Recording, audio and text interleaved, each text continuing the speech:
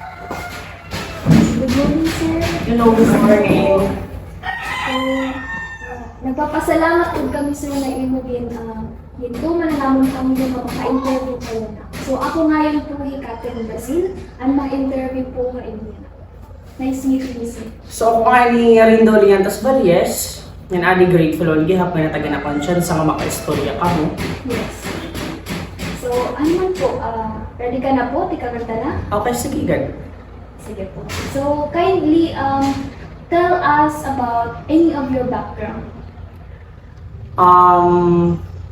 I am Rindo Liantas Valles. Diba? Just like I've said, siya akong full name. For my college, I graduated in St. Mary. And for my post-study, I graduated in Summer College, taking up of Educational Master in Arts. And now I am currently a head teacher 1 in San Miguel Elementary School. So, you have mentioned your educational background, right, sir? Question: Why did you pursue education or being a teacher? So back then kasi, actually it was a very long story. But Sige lang. in short, I have kasi a teacher una, kundi yung ginahangaan ko hiya. Kasi kabubuutan niya. And then, dito ko na-inspire na nasa ako, okay, one day I want to become somebody like him. A teacher that has a good heart. Yes.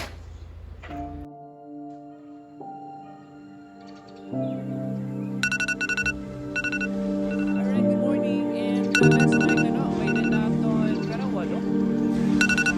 Wala na po positive cases last night. From, as reported by the DOH, may walo na dito sa Kalbado.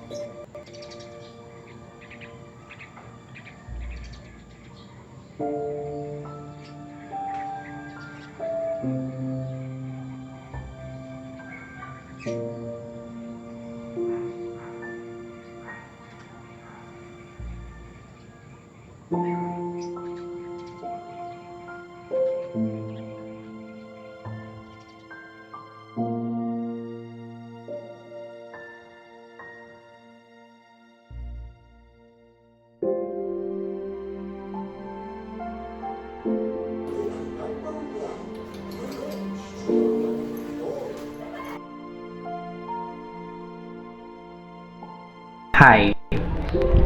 Ako, Herindo Liantas Valles, isang head teacher 1 ng San Miguel Elementary School. Yan na. Mag-share ako na akong journey as a teacher who came from a very poor family. First time as a teacher, na-assign ako sa nga pinaka-remote nga school sa Samar. Pinkarawat ko idundayon bisan addaw-addaw dara ko ang gool at pagbinakta sa mga bukid ng kalalagyan.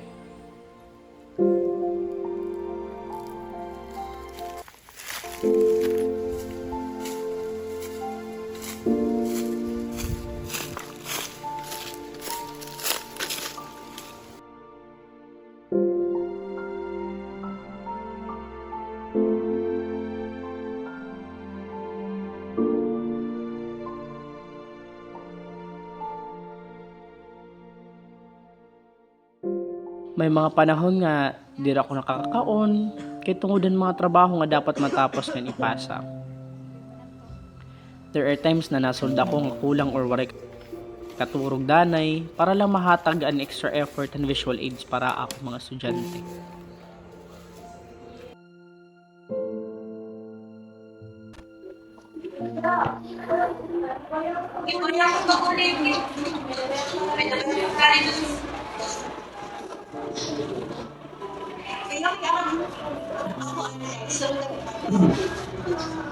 O sige, mapadara ako. Mapadara ko ay iyo. Mahal nga yung nanay, kantukan nanay Antuan. Tumawag kay kuya, kita nga. Nak, mau pinala tumawag ka. Di, pwede kayo magpadarahin. Pwede kami magpadarahin 20k gadla kay nimo kasi tatay at ospital may sakit. Sige, mama, padara ako. Oo, sige na. Sige. Sige kuya. Bye. Salamat. Salamat. Sige, mama, kanina ako.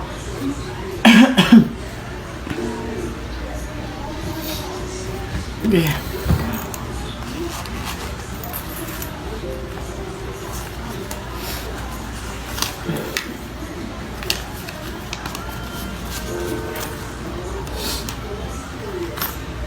I learned to live my life that way. Pag teacher ka, mababago talaga tim kinabuhi. There are times nga I really wanted to cry. Yet I choose to smile in front of my students. Because as a teacher, you have to be strong in order to facilitate learning effectively. I want to help them despite what I'm going through. Looking back ang time na eskwela pala ako, I feel like I don't belong in our class at all. Kaya nagulitan mga estudyante nga nangutya ako. Simple man ako dun una, nang diri ko itong tatanggalin ng stayanan. Dani nga ni naghihinuyo na ako ito klase kay tungodan kakurin akong kag-anak, hinan akong kinabuhi. Dani na, sud ako klase nga dani nga ni waray kinaon. Pag may aragmot, wala, sige, panlibot kita, handoro dilaan niya karanon. Dani nagsusudi isda, dani gulay. Pero maawa ang target Ginoo no. Kiginhimo niya nga medyo man akon usang ginahangdan nga maestro. Siguro kay napansin niya nga usa ko haadat ka Korean. Ginbuligan niya ako. Tungod din iya ginpakita nagkamay dakon ko nga maging sugod na iya. Nayakan ako kung kulugaringon na pagdako ko kareg ko maging pareha sa iya. I remember one time nagunahon ako pag-resign todan kadamuhan gindadara. Yet, naghatag utro sa inhigad. May dako sa nga student na nakikita ko talaga na akong sarili iya. Yung mga panahon nga ada pa kaming ka-Korean.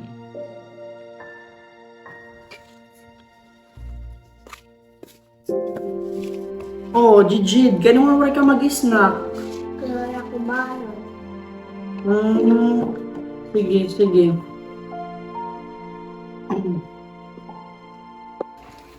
Nagbalos ako ang kindness ng ginhataga ako ng akong maestro by doing to my student the same. Di man, pag snack na ikaw, Jid, di ba nasa rin ka ako, wala ka bag? Ay po. Adi man, palitan ko ikaw ng bago na bag, maupay? Ay po. Every child deserves a champion. An adult who will never give up on them. Someone who understands the power of connection and they insist that they become the best that they can possibly be.